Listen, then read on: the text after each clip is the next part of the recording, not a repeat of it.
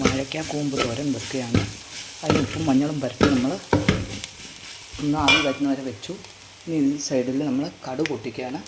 ഈ കടുക് പൊട്ടിക്കഴിയുമ്പോൾ നമുക്ക് അതും ഇതിൻ്റെ കൂടെ ഇടാം. ഇനിയിപ്പോൾ അരപ്പിടുവാണ്.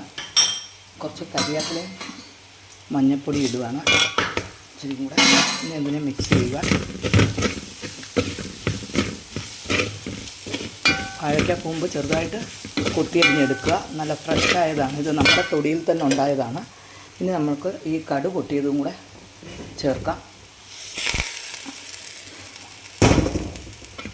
അങ്ങനെ ഉപ്പും മഞ്ഞളും എല്ലാം ചേർത്ത് നമ്മൾ ഒരു ആവി വരുന്നവരെ വെക്കാം.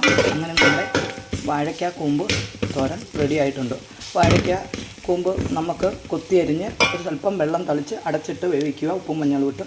പിന്നെ വെളുത്തുള്ളിയും ജീരകവും തേങ്ങയും പച്ചമുളകും മുളക് പൊടിയും എല്ലാം കൂടെ ചേർത്ത് അരച്ചെടുത്ത് തേങ്ങയായിട്ട് ചതച്ചെടുത്ത് ചേർക്കുക.